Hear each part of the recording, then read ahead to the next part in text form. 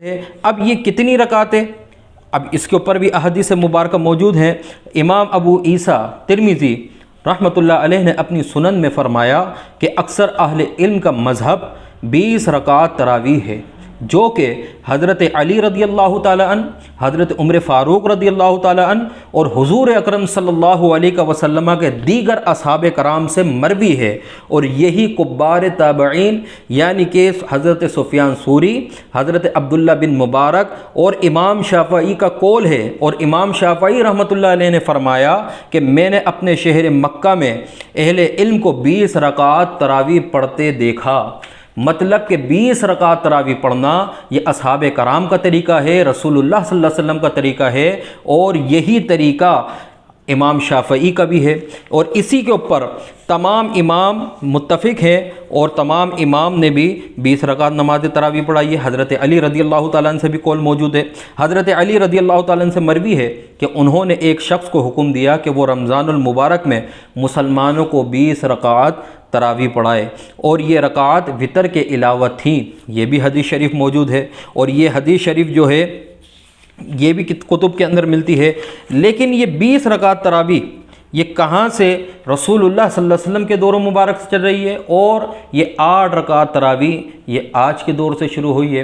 تو میرے دوستوں، میرے بھائیوں، جب ہمارے پاس صراحتاً احادیث مبارکہ موجود ہیں، ہمارے پاس امام شافعی، امام احمد بن حنبل، امام مالک، امام اعظم ابو حنیفہ رضی اللہ تعالی عنہ اور صحابہ کرام خلفائے راشدین کا طریقہ کار موجود ہے، تو پھر آج ہم اس دور میں آ کر اس معاملے میں کیوں شک اور شبے کے اندر پڑ چکے ہیں؟ کیوں ہم اپنے اصحاب کرام اور خلفائے راشدین کو چھوڑ کر، رسول اللہ صلی اللہ علیہ وسلم کے طریقے کو چھوڑ کر، کچھ لوگوں کی باتوں میں آ کر اس چیز کو ہم پس پش ڈال دیتے ہیں؟ یہ میرے دوستوں، میرے بھائیوں، دین نے تو ہمیں تمام باتیں بتا دیں، اور دین میں تمام چیزیں آ گئی ہیں۔ اگر ہمیں نہیں پتہ تو یہ ہماری اپنی کمزوری ہے، ہماری اپنی نالائکی ہے۔ میں آپ سے ایک درخواست یہ کرتا ہوں کہ آپ اس معاملے کو بخوبی سمجھنے کے لیے احادیث مبارکہ کا بھی مطالعہ کریں، اس کے اندر خود پتہ لگ جاتا ہے کہ کتنی رکعت۔ اور ایک بات میں آپ کو بتاتا چلوں کہ جو لوگ کہتے ہیں کہ 8 رکعت تراویح ہوتی ہے، اس سے زیادہ نہیں ہے، جبکہ ان کے جو سربراہ ہیں، ان کے جو قائد ہیں اور جن کو وہ فالو کرتے ہیں، جن کا نام شیخ عبداللہ بن محمد بن عبد الوہاب ہے، ان کے نزدیک خود تعداد رکعت یعنی کہ تراویح کی جو تعداد ہے، وہ تعداد رکعت کتنی ہیں؟ وہ 20 ہیں، اور وہ اپنی کتاب فی تصحیح حدیث صلاۃ التراویح 20 رکعتاً اس کے نام پر وہ بیان کرتے ہیں۔ اور اس حدیث کو اسماعیل بن محمد الانصاری فی تصحیح حدیث صلاۃ التراویح 20 رکعت کے اندر بیان فرماتے ہیں کہ محمد بن عبد الوہاب کے نماز تراویح کی جو رکعات ہیں وہ 20 ہیں۔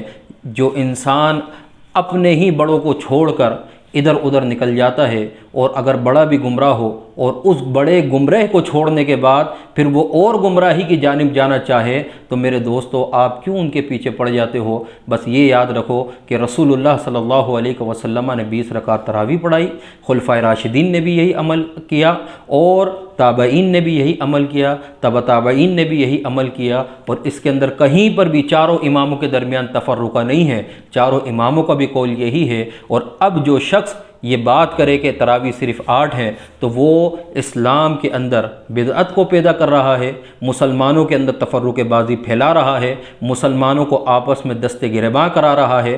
ایسے لوگوں کا ہمیں محاسبہ کرنا چاہیے، اور ان سے بائیکاٹ کرنا چاہیے، ان کے سائے سے بھی ہمیں بچنا چاہیے۔ اللہ رب العالمین سے دعا ہے مالک مولا ہمیں ایسے نحوست گیر لوگوں سے ہمیشہ محفوظ فرمائے۔ وآخر دعوانا ان الحمد للہ رب العالمین۔